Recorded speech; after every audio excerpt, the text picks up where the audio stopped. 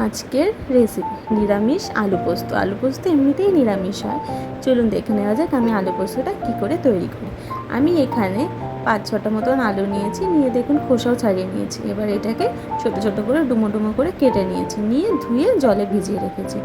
ওদিকে একটা কড়াইতে সর্ষের তেল নিয়ে নিয়েছি, নিয়ে তেলের মধ্যে এই আলুগুলো সব একে একে ছেড়ে দেবো, দিয়ে ভেজে নেবো, হালকা করে ভেজে নেবো। এদিকে আমি আলুগুলো ভাজতে বসিয়ে দিয়ে ওদিকে আমি পোস্ত আর কাঁচা লঙ্কাটা পেস্ট করে নিয়েছি।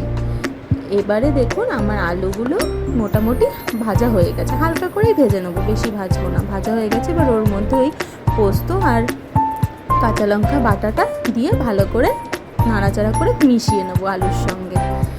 তারপর পরিমাণ মতন দেবো হলুদ, নুন আর হালকা জল দিয়ে দিয়েছিলাম যাতে লেগে না যায়। সব দিয়ে আবার ভালো করে মিশিয়ে অল্প একটু হাফ কষিয়ে নেবো, বেশি কষাবো না, হাফ কষিয়ে নেবো।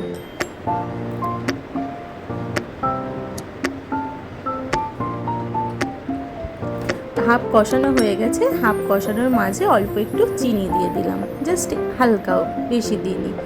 তারপরে আবার ভালো করে পুরো শুকনো শুকনো করে এবার কষিয়ে নেবো, জাস্ট ভাজা ভাজা করে নেবো। দেখুন আমি জাস্ট হালকা করে কষিয়ে শুকনো শুকনো করে নিয়েছি, নিয়ে পরিমাণ মতন জল দিয়ে দেবো যাতে আলুগুলো সেদ্ধ হয়ে যায়।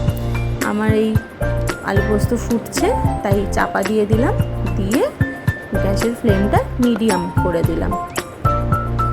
আবার মাঝখানে একবার খুলে দেখে নেব যে আলু পোস্ত ঠিকঠাক সেদ্ধ হয়েছে কিনা আলুগুলো। আমার আরেকটু সেদ্ধ হওয়ার দরকার, আর জলটাও অনেকটা আছে বলে ঢাকাটা খুলে দিয়েছি, দিয়ে গ্যাসের ফ্লেমটা জোরে করে দিয়েছি। দিয়ে দেখুন আমার জলও শুকিয়ে গেছে, আলুগুলোও সেদ্ধ হয়ে গেছে, আর উপর দিয়ে কাঁচা লঙ্কা চিড়ে দিয়ে দিয়েছি। আমার আলু পোস্ত দেখুন রেডি। আপনারা কিন্তু এই আলু পোস্তটা বাড়িতে ট্রাই করবেন, আর আমার এই রান্নার রেসিপিগুলো আপনাদের কেমন লাগছে সেটা কিন্তু কমেন্ট করে অবশ্যই জানাবেন, আর লাইক, কমেন্ট অ্যান্ড শেয়ার করে দেবেন। সাবস্ক্রাইব করতে কিন্তু ভুলবেন না, আর বেল আইকনটাও ক্লিক করে দেবেন। আর আপনারাও যদি অন্য কোনো রেসিপি দেখতে চান তাহলে কিন্তু কমেন্ট করবেন অবশ্যই। আবার একটা দেখা হচ্ছে নতুন একটা রেসিপি নিয়ে। টাটা।